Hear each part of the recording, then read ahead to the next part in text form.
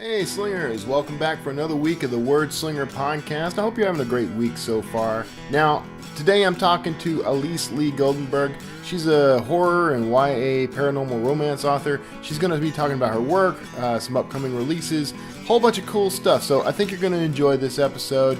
Stick around afterwards. I got some, not only do I have industry news, but I got an announcement that you're going to want to hear. And if you're an indie author, this is going to directly impact you. So be sure you stick around after the interview, and I'll see you on the other side. It's the Wordslinger Podcast, where story matters. Build your brand, write your book, redefine who you are.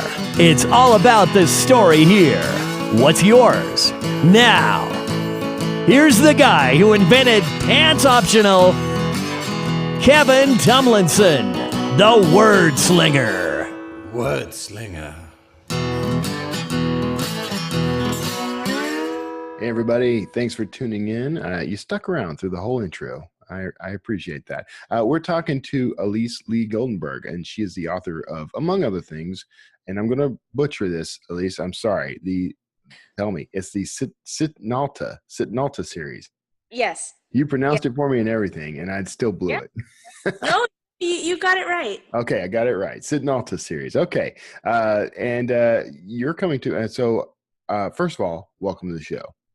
Well, thank you for having me. I'm glad to be here. All right. Now, you're an award-winning author, it says, of horror, young adult paranormal romance, and young adult fantasy fiction. So those all kind of gel together, I think. How long have you been in the business? Professionally, I'd say about 6.5 years. I was first published around the time my kids were born. Okay. Yeah. And are you traditionally published, or are you indie? I am now traditionally published with Okay. Panda Publishing. I talked over you. What was the name of the publisher? Panda Moon. Panda Moon. Okay. Yes. All right. So you've been with them for a couple of years now, or? About 5-6 years. Okay. So most of your Yeah. your professional writing career. Mm-hmm.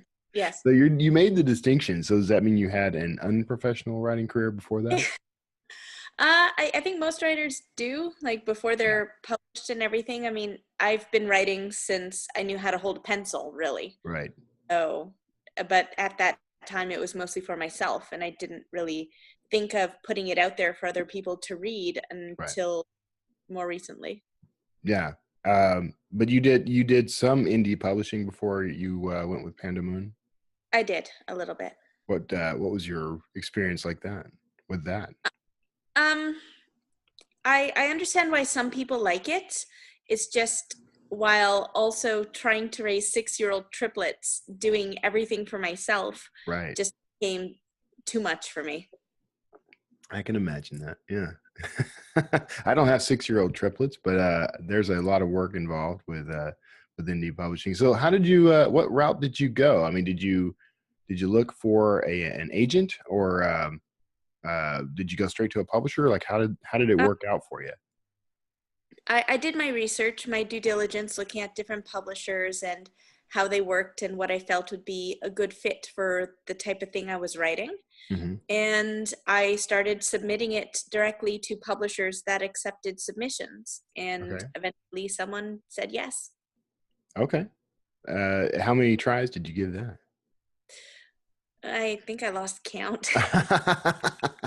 Which is pretty typical, right? I mean, I remember reading, I'd already been through quite a few rejections by this point, but I remember reading Stephen King's On Writing, and he talked about having a spike in his wall that he'd put his rejection slips on, and eventually he had to, get a bigger spike and had to keep going. So it happens to the best.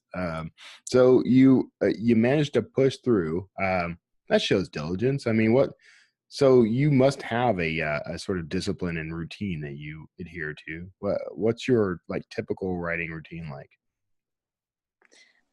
Well, typically I write at night when the kids are asleep. Okay, that makes sense. And I try to push through at least a chapter or so every so often. I'm kind of in a bit of a downtime right now because I have 2 books coming out that are in various stages of editing with Mm-hmm. my publisher. And so I'm focused on that and trying to get that done. And yeah, just trying to get all of it right to get it out there for the public. Yeah. Yeah. I mean, I work with so many indie authors, and I talk to quite a few traditionally published authors, but there always seems to be some like weird little differences between the two. And since you've kind of had your foot in both waters at least a little, maybe you're the right person to ask about this. Like, how do things differ between indie and the traditional publisher? Like, what are you what are your responsibilities there? Well, to clarify, when you say indie, do you mean self-published or like one of the smaller boutique publishers? Uh, Because there's even more of a difference between that as well. Right. Yeah. No, I generally mean self-publishing, but if you went, did you have one of the boutique, like small houses? I was at one small house for a small period of time. They have since gone under. Okay. So, As they tend to do. yeah. Um, Which is- Well, with regards to the difference between self-publishing and the traditional one, with self-publishing, I kind of was my own boss right. and getting things done, like for the edits and everything else, and making sure that I knew what I was doing with regards to that. Right. And for me, that required a lot more discipline. Right. With my publisher, they set the schedule and they do the edits, and then we talk about it and we go through everything. And as someone who at some point all the words just kind of seem to blur together, to have that second, third, fourth pair of eyes for me, because half the time I'm exhausted anyway. Yeah. It's been a big help, I Right. find. Right. Yeah. Definitely, it is a relief to be able to hand the book over to someone for sure. I mean, I have my street team. I have people I rely on to basically see the things that I'm ignoring Yeah. at that point, which makes makes the book better, but makes my life a little easier too. So I can totally understand that. What have been some of the biggest benefits of working with Panda Moon? One of the biggest benefits I find, I absolutely adore my cover artist, in particular for the Sitnalta series, and the work that Dawn has done with my books and bringing my characters to life in ways I didn't think was possible. Right. Has been amazing. My editing team has been fantastic, pointing out things that I could have done better, and finding all those little niggling mistakes that I would have completely ignored otherwise. Right. I appreciate everything that they've done to bring the quality of my book up to where I think it should be, and hopefully is. Right. Oh, I'm sure it is. It's good to have help. I think that's one thing. Authors in particular, we're a little weird because everyone tends to think of being an author as being a completely isolated, solitary career. But it really could not be further from the truth in my experience. And I have traditional and indie experience. I went the other route, almost completely flipped from what you're doing, including the 6 kids I'm sorry, you didn't say, how many kids did you say you had? I have 3 6-year-olds. 3 6-year-olds. Okay. I knew 6 was in there somewhere. How are you managing all this? I mean, I know you're writing at night, but how are you managing your life and everything around the writing and the kids and everything? Well, thank goodness they're in school right now. Right. Summer is a whole other story. Summer is my least productive time, I find. But while they're at school, I could actually get some daytime writing done, but I also have to take care of other factors in life and stuff. But it's exhausting. It kind of forces me to be better at time management and stuff, so I can get everything done that needs to get done. Mm-hmm. Yeah. But, yeah. Getting better at time management. That's a life skill. Yeah. So, how do you keep on schedule with the writing? I know, okay, so summer is not a productive time for you. But in general, like, do you have like a daily word target or something, or what are you doing? I had, but I'm kind of doing a whole group of projects right now. So my daily word count has been thrown out the window. Yeah. I'm doing a bit of screenwriting for this project that I'm working on. I'm doing the editing of the 2 books, and I'm supposed to be doing another book for a series that's going to be starting later on in 2018 that I've been horribly neglectful with, and I'm sorry to my publisher in advance who's going to listen to this and be like, what? But yeah, I need to get back on that. Yeah. But the editing and everything else has kind of pushed everything else to the back burner. Right. Yeah. You bring up an interesting point, by the way, because, a lot of times we think about the publisher, we think about them as being a machine of sorts. We're going to feed our book into the machine. They're going to produce the book in all the various ways. But there are actual, there are human beings behind the helm there.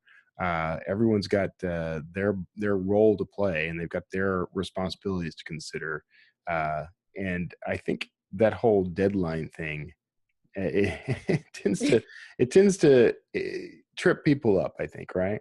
But it's so important, right? I mean, how do they handle deadlines with your publisher? Or do they say, do you tell them I want the book, or I'm going to have the book done by such and such date, or do they say we need it by this date? Up until recently, for me at least, it hasn't been a problem because I kind of had more books than they had time slots for.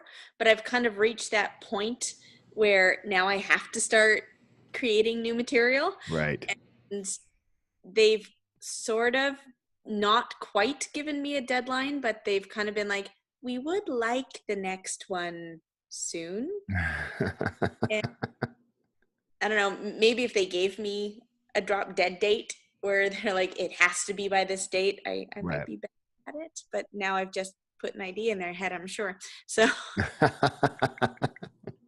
well, so do you sort of schedule your own deadline then? Do you say, I mean, you're saying you until now it hasn't really been an issue, but are you?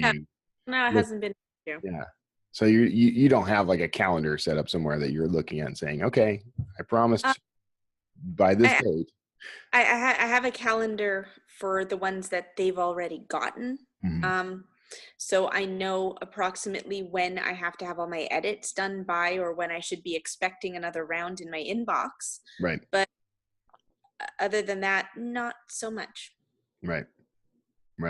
So, okay, you deadlines are hard. I think that could be a theme of the show.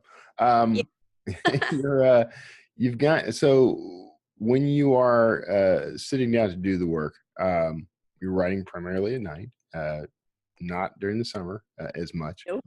What's your kind of overall process? Are you do you have to have music going? Or are you you got something playing in the background? Occasionally I'll put a show on in the background just so I have voices in the house, because if everyone else is sleeping, then I kind of need that noise to keep me distracted. Sometimes I'll listen to music depending on what it is I'm working on. Right. I usually have all of my books outlined, at least the basic plot idea and who the character is going to be before I start. And I like to end at the end of a chapter if I can. Yeah. The natural stopping point instead of. Yeah.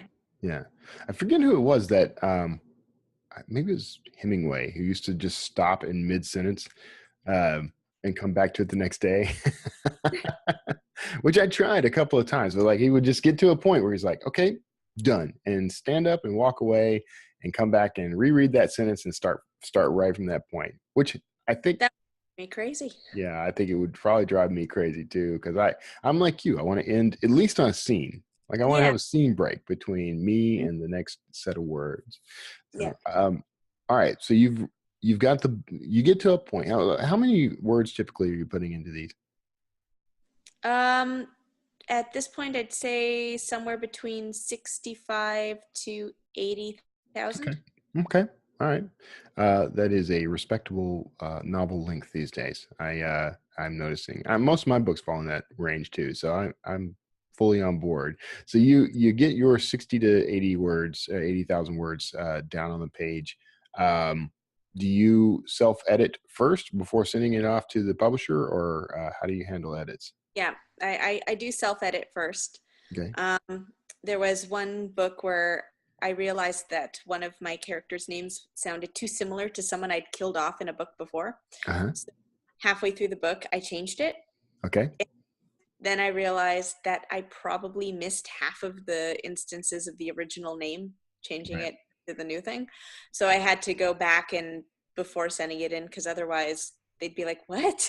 Right. What's going on here?" Right. So I force myself to self-edit before I send it in, at Right. least 1 or 2 rounds.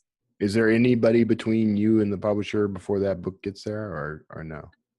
Occasionally, I'll send it to my brother, Okay. or my dad edited the first few Sitnalta books before I sent it anywhere. Right. Yeah. Right. Yeah. It's good to have a team. Mhm. Yeah. Those first readers. Who do you consider your first reader? Who's the person you write for?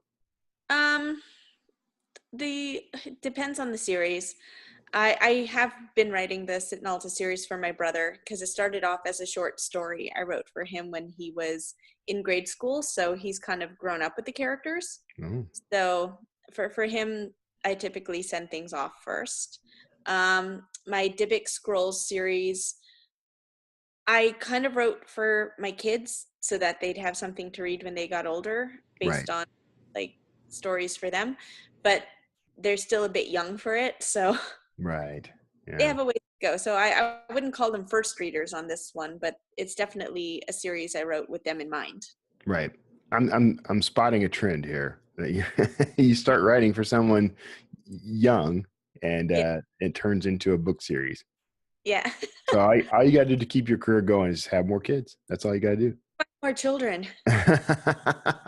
Well, eventually, theoretically, they'll have kids of their Yeah. own. So, yeah, Yeah. you'll be able to write for the grandkids. So, is this do you do this full time or do you have anything else going? Um, I do a bit of property management, but Okay. That's I, interesting. I've also written like I've done some theater work. Like this summer, I had a piece in the Toronto Fringe Festival, the Kids Fringe, Okay. where I worked with songwriters Anthony Bastianin, and we like and Brett McKaig, and we did a musical for children for the Kids Fest festival. And that went over quite well, and well, I haven't told them yet, but I would like to do one again this year. Yeah. And yeah, so I'm kind of taking my writing to other areas that I would like to work in. I'm really interested. So, in my experience, and I've had a career in film and TV for a bit. I've done some. I've written scripts. I wouldn't necessarily call that screenwriting, the stuff that I've done, because it's mostly documentary television kind of stuff. But I'm always curious. Like, how difficult is it to shift gears between writing prose and writing for the screen?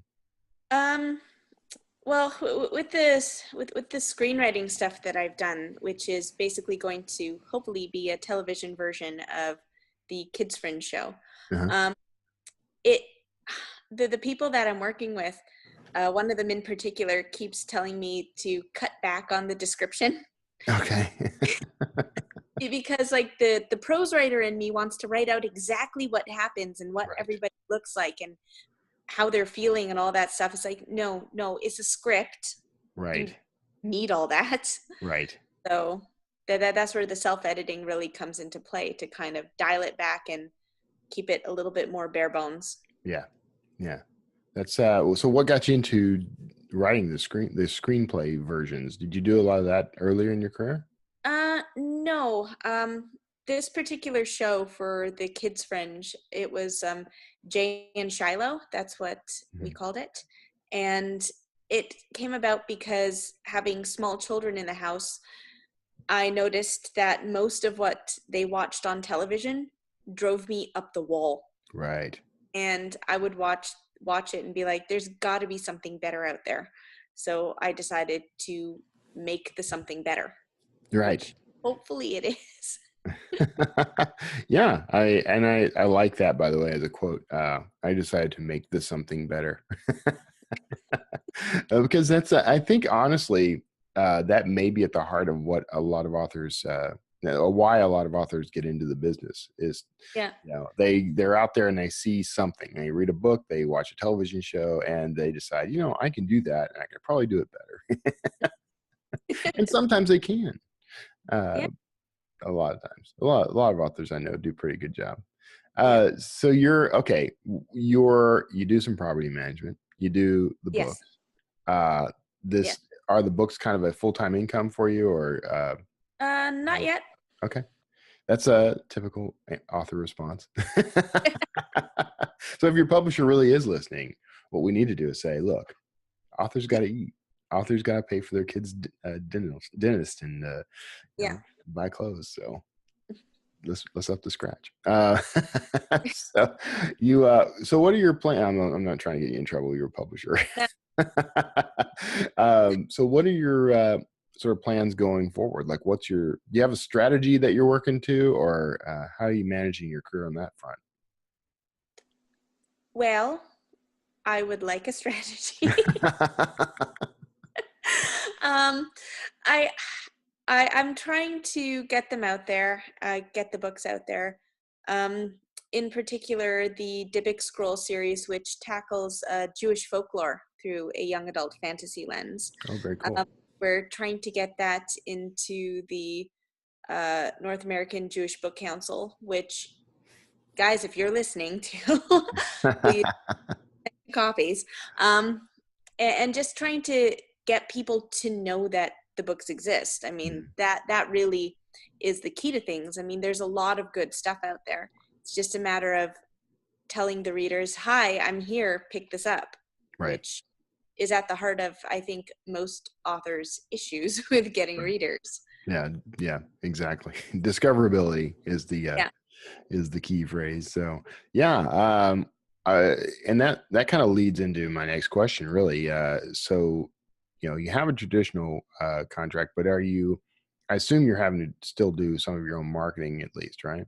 Some of it, yes. Yeah. So how do you handle your side of the marketing, and what does the publisher do for you? Well, my side is a lot of trial and error. Mm-hmm. Uh, their side, like I said, it's finding out who best to give the books to, because if it were up to me, I'd probably send it to every person on the planet, but I can't do that. Right. But on their side, it's a lot of research, and at this point also a lot of trial and error, because a lot of what's happening out there in the marketplace is shifting and changing. And who do you go with? Is it like Create Space and Amazon are having things going on, and other people are like changing how they print and this and that, and just understanding what the market trends are and understanding how to make the most noise without being obnoxious about it. Right. Yeah. Hey, and that's a good way to put that, by the way, because we there's a tendency when authors do start marketing their work, and a lot of them don't, and that's really bizarre to me. But when they do start marketing their work, there's a tendency to go scream on the street corners rather than insert in a casual conversation. Yeah. So and, that's cool. and then it has to be the right conversation with the right people. Yeah, you're right. Yeah, it's the analogy that always works for me is the cocktail party. You know, when you're at a party, if you loudly start proclaiming yourself to be an author and asking everyone you encounter to buy your books, you're going to be asked to leave the party, right? So, Right. but if you're just having a casual conversation and the topic comes up, Mm-hmm. it's a And natural, organic thing to do. Yeah. Yeah. Yeah. A lot of authors, I think, need to start thinking that way. So what does you may have covered this, I'm sorry. What does Pandemon do for you as far as marketing goes? Well, aside from researching the right people to yell at, Yeah. it's also like finding the best opportunities. Like I wouldn't have known about these book councils or anything like that, and it's them who finds it a lot of the time, and creating the press releases and sending them out, something I wouldn't necessarily have known how to do. Right. And just creating the promotional materials and finding the right opportunities to send me to, and all sorts of things like that. Yeah. Yeah. So are you hitting conferences and that sort of thing? I've done a few. Mm-hmm. Last spring, I was at Chicago C2E2 Comic Con and Entertainment Expo. I think that's what it was. Okay. That was I'm doing something in the States. I've done Fan Expo. I did the Toronto Word on the Street. I've done Genre Con and Ad Astra and a bunch of things around the area as well, and just looking to branch out and get things going. I mean, part of my issue is babysitting. So Yeah. You got to dress them as characters and bring them with you. I've done that. Look, you got to press every advantage. That's what it comes down to. Okay. So you're all right. You're still working on your strategy. We've already talked about that. I mean, where do you see, you've got, is it two? Do you have more than 2 series right now, or how? I have those 2, and what started as a single book that I co-wrote with a friend of mine named An Tran. Okay. Bath Salts, which is a Canadian zombie novel. Okay. And the publisher wants a sequel to that, which we're both kind of laughing about. Interesting. Because we actually have something planned out for that, which is a little bit ridiculous. It's a zombie novel written in diary entries from 2 different perspectives of the same incidents. Okay. Where our characters flee to Nunavut to try to hide from the zombie apocalypse as it takes over Canada and the rest of the world. That's interesting. Actually, I've always thought, so, I watch Walking Dead, right? I've always thought, Canada wouldn't be a bad place to turn. You can get in, if you go far enough north. Exactly. There are no people. It's perfect. And frozen zombie will walk slower. That's the way I see it too. I'm glad we had this chat, because I've made this argument. Like, okay, here's my strategy: go to the top of a mountain and make sure that there's snow, because they're going to freeze, right? And isn't the tendency, like, water flows downhill? The tendency is to go to the path of least resistance, right? So if you've got no will driving you, aren't you going to go down rather than up? I'm thinking up. I'm going up. Yeah.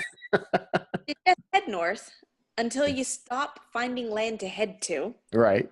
It'll be okay. Yeah, there is the whole issue of freezing to death yourself. Well, that's why you get yourself a tiny house with the solar panels on That's top. what I'm talking about. All right, we're on board. We're on the same page.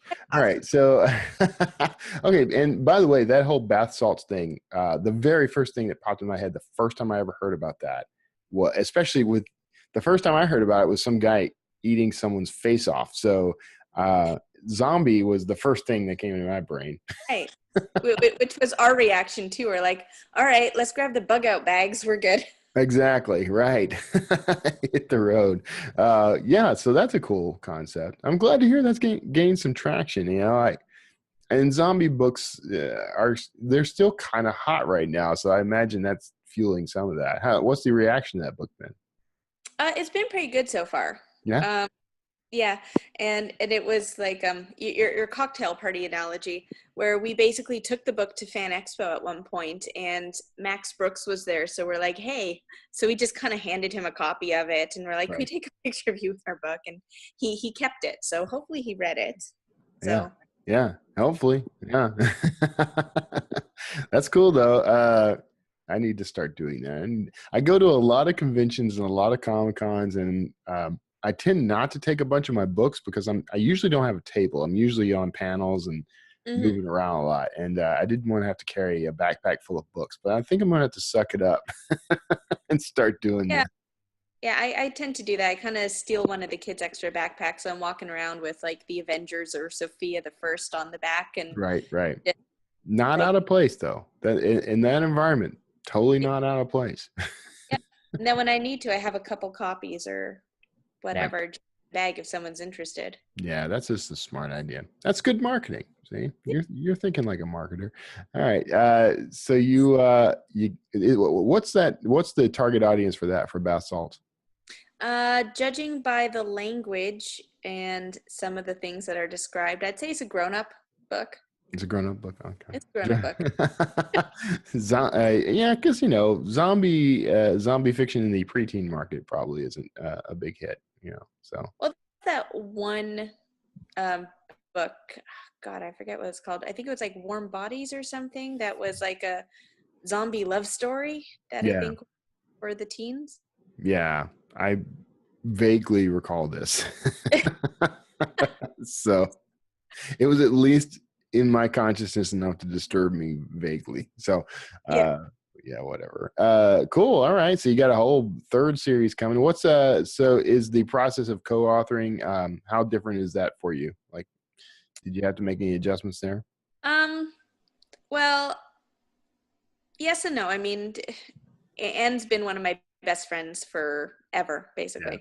Yeah. So it was kind of easy to kind of start off with my side of the diary entries and just call her up and be like, so I have this crazy idea. And she said, well, you started with that, so I'm good. So I sent it off to her. I'm like, now write your side. And so then we just kind of continued from there. And we've done a couple other things afterwards. Like we wrote a short story that involved reincarnation, witches, and tentacles. And it's a love story where I'm like, we need to write a romance. And she said, well, it's only a romance if I get to set everybody on fire every 3 pages. And I said, sure, okay, that's romantic. We'll go with that. Right. And so we have that. The two of us make a good team. The trick to co-authoring is finding someone that you could actually work with. Yeah, I agree. And, I've co-authored with exactly one person successfully. And it was great. And we still love each other. But it's been difficult for me. I've tried with a couple of folks and it just didn't work out. So it's a lot more challenging than people think. It is. Right. Well, we're coming up on time. So first, thank you so much for, spending this time with me with all the kids you got to tend to and everything. So I appreciate you taking time out of your busy writing schedule. Publisher, she took time to promote the existing books is what happened. She's not slacking. She's doing the promotion side.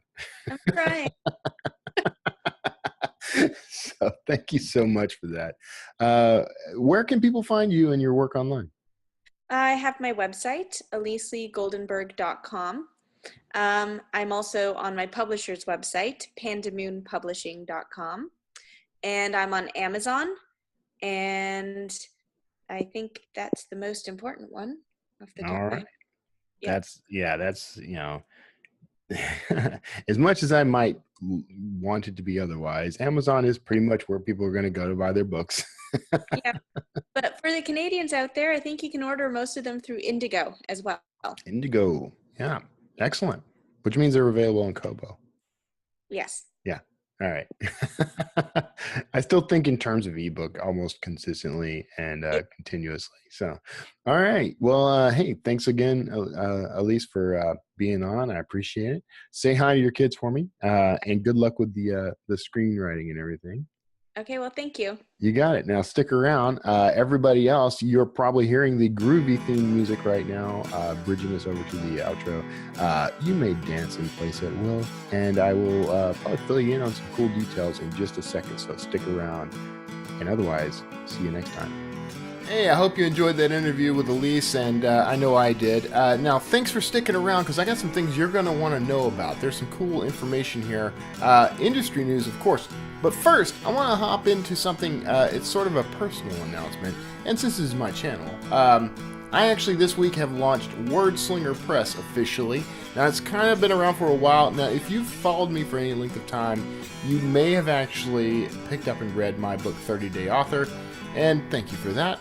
That book is it's a guide for helping you develop a daily writing habit and actually write your book on, in any time frame you want, not just 30 days, 15 days, 5 days, 100 days, whatever works for you.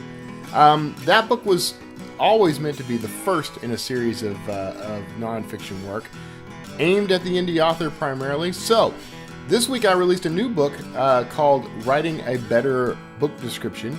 Now, that book is much shorter, a quick read, something you're going to really enjoy, get a lot out of. It's about writing book descriptions. Truth in advertising. So, you'll be able to pick these up. Now, you can buy these anywhere, but you can buy these specifically at wordslingerpodcast.com at a steep discount. So, you might want to check that out. Hop on over to wordslingerpodcast.com and you'll get a chance to check out what's going on. That's going to be a growing library of things.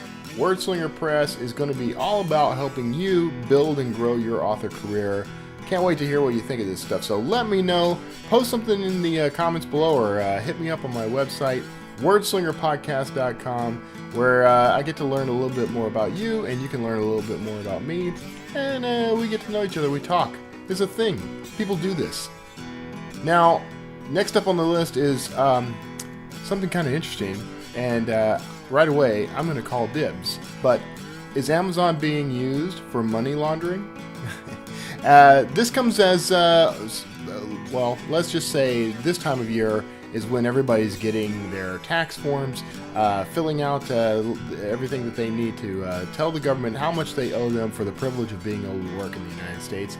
Author, well, I'm going to try this name, and I'm sorry if I get this wrong, Patrick Reams. He got a little bit of a surprise with his 1099. They claimed he earned about $24,000 more than he actually earned.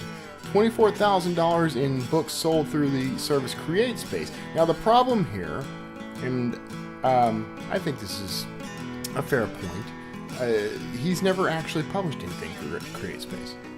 Now, CreateSpace is Amazon's publishing on demand service. You can create your paperback books that way. If you don't already know about this, I'm happy to answer questions about it if you ask in the comments below. But the problem is, this guy didn't write any books for CreateSpace. Now, he was a published author. His stuff was always ebooks. It was never through his name. It was always through a company he worked with. It was all official stuff. Somebody had actually taken his identity and used it to create a CreateSpace account where they built a paperback book and sold it for $555 a copy. And then they went and bought a bunch of them. Now, enough of these were sold that it ended up equaling $24,000 in revenue. So here's a theory. Now, we don't know if this is true or not, but it's an intriguing theory nonetheless. Reams thinks that it's possible somebody is actually using CreateSpace and Amazon for money laundering. Probably stealing credit cards one way or another, and then purchasing copies of this book and then taking the 60% royalty that Amazon gives them for each copy. Now, of course, they're losing 40% on that deal, but it didn't cost them anything out of pocket, right? So all that money comes to them via a direct deposit or some account, and they're clean. They walk away clean with some money that they didn't earn. Now, Reams is on the hook for this as far as taxes go. He's fighting it, he's contesting it, and it took a while to get Amazon to kind of come around to helping him.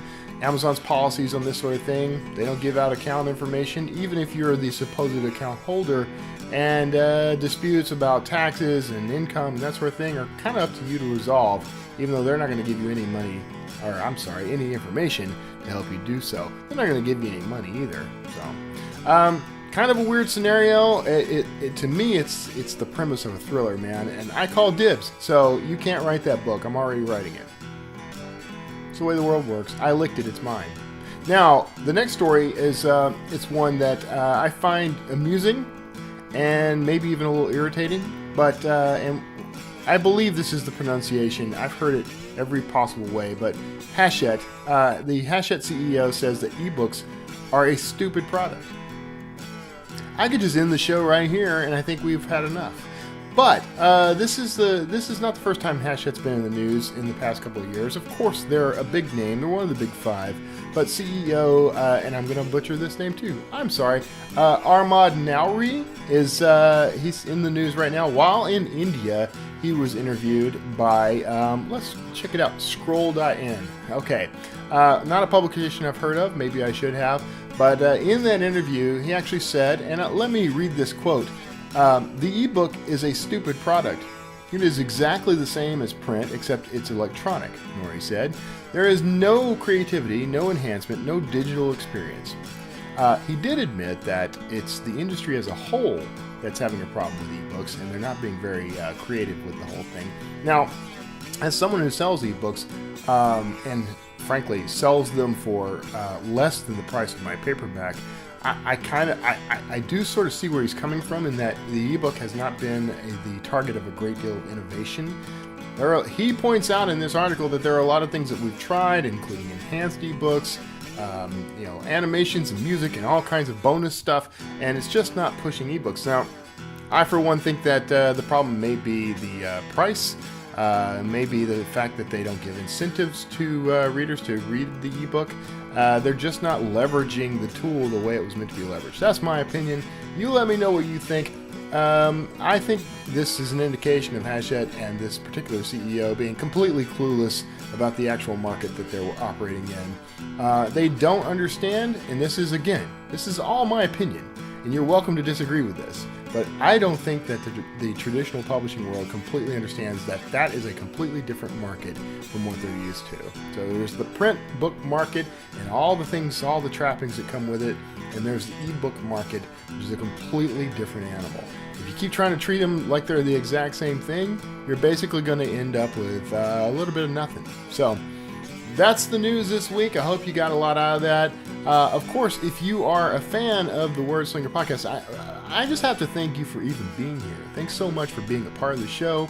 Every week I have a new guest, I've got new news, I've got all kinds of stuff, and it's all meant for you. So thanks so much for being here and giving me a reason to actually get up in the morning, get up in front of this camera.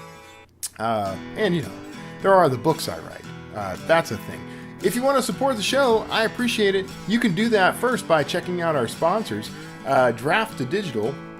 Now, Draft to Digital will let you convert, publish, and distribute your book worldwide with support the whole way. So if you're looking to get into this stupid ebook game, this is your chance. You can actually have a worldwide audience at your disposal. All you gotta do is surf on over, and I'm gonna give you my special URL, drafttodigital.com/wordslinger. There it is, right across the screen. If you go to that URL, I get a little bit of a kickback for every book you sell. So, and nothing comes out of your pocket. Now that's how Draft to Digital works. They're just going to give me money and give you money, and then maybe they lose a little money, but we're all happy in the end, and we all like to be happy with money. Check out Draft to Digital. They give you some nifty tools like ebook conversion, distribution, of course, automated in matter. They have something called universal book links. If you've got questions about any of this, by the way, hit me up in the show notes below. I'll be happy to talk to you about it all day long. And you can find all kinds of resources there on that site too. Check out the blog. I happen to write that blog, so I think you're going to get a lot out of it. Also a sponsor of the show, Wordslinger Press. Hey, that's new and that's interesting. Wordslinger Press is your chance to start your indie career, your indie author career right. Pick up books and other products to help you build and grow a successful writing career. You can start growing at wordslingerpodcast.com. Check that out. There's some books there already. The two books I mentioned earlier are right there, and that library is going to grow over time. So you're definitely going to want to be a part of that. And you can get the books there for cheaper than you can find them anywhere else online. So make sure you're going over wordslingerpodcast.com. Click on the Wordslinger Press logo, the little button. There's a little blurb over on the right-hand side of the page. You can't miss it. So check that out. You can support this show, of course, by subscribing. If you subscribe and click the little notification icon, it's shaped like a bell.